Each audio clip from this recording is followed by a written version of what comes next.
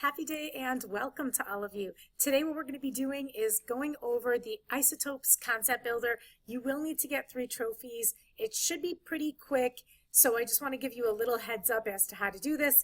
Remember, once you click on Physics Classroom, if you're not signed in, you want to make sure that you click My Account in the top corner here, and you want to make sure that you're signed in. If it says Guest, then you do not want to continue with guest. So I can see that my email address is already on here.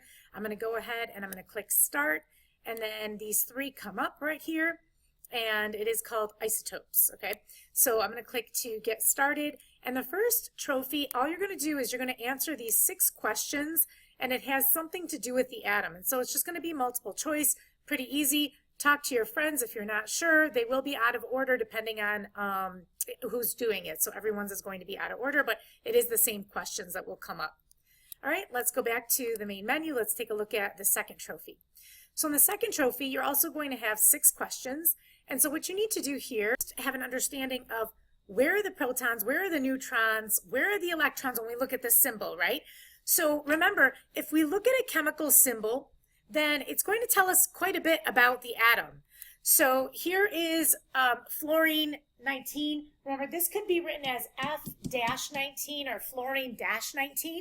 The 19.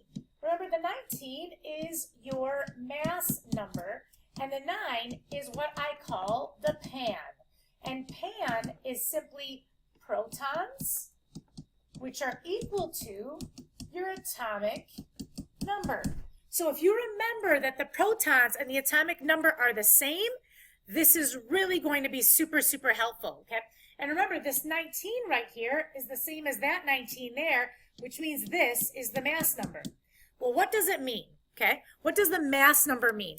So remember, if we take a look at an atom and I start throwing protons and neutrons into the nucleus, I know that my mass is increasing. But if I add electrons, so take a look at the mass here, if I add electrons, I know that they don't affect the mass. And that's because the mass is simply equal to what is inside of your nucleus. So if you remember that, what's in my nucleus, that's my mass. That's going to be your mass number. So literally, I could look at this and say, I've got 3 protons and 3 neutrons that equals 6. If I add another neutron, it stays as lithium, but my mass goes to 7 because the protons plus the neutrons would equal your mass number. So don't forget that, okay?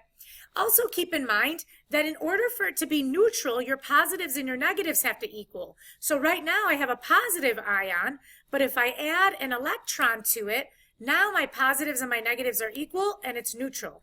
If I add another electron to it, now it becomes negatively charged. The more negatives you add, the more negative it becomes. The more positives I have, the more positive it becomes. But if they're equal to each other, we call that neutral and it won't carry a charge. All right, so let's take a look back here. And this doesn't have a charge. If it did, it would be up in the top right corner, okay? So this one says it's got an isotope that contains 11 protons and 12 neutrons. Well, one of the first things that I can do is I can click on here, and it's going to take me right to a periodic table. Or if you want to, you can use your own periodic table. And remember, the atomic number is the same thing as the protons. Keep in mind that's the pan. So if it has 11 protons, I can see right here, 11, atomic number 11 is going to be Na. Okay, or what you can do is you can take a look, you can click right here, and same thing, I see 11 protons, right there is Na. I'm going to click it, and then I'm going to hit close, and so I've selected sodium, and now I need the top number and the bottom number. Well, remember, the bottom number is your pan, so that's 11, so I'm just going to go ahead and plug in my 11 for that. The top number is not your neutrons. Don't forget, the top number is your mass number, which is the protons and the neutrons. So actually, if you have to add these up, you can use a calculator if you need to. So I'm going to get 23 when I add this up, and then I would click to check my answer, and it says, yes, you've done this correctly. So that's how you're going to do that second trophy. Okay, now let's take a look at the third trophy. Let's go back to our main menu. And on the third trophy, there's going to be a twist. What's the twist? Well, they're going to have a charge now, okay? So probably not going to be neutral in this case. And the other thing that I'm seeing is they're not actually telling me the number of protons. Uh-oh. But remember, the protons and the electrons should be really close, okay? So they should be really close. So I know about it's going to be around 25, and so it tells me that the element is cobalt, okay? So I'm going to take a look on here on my periodic table, and I'm going to find element number 25. Well, that's not cobalt, that's manganese, so it's not it. So I'm going to look, well, I've got a couple of choices here that start with a C.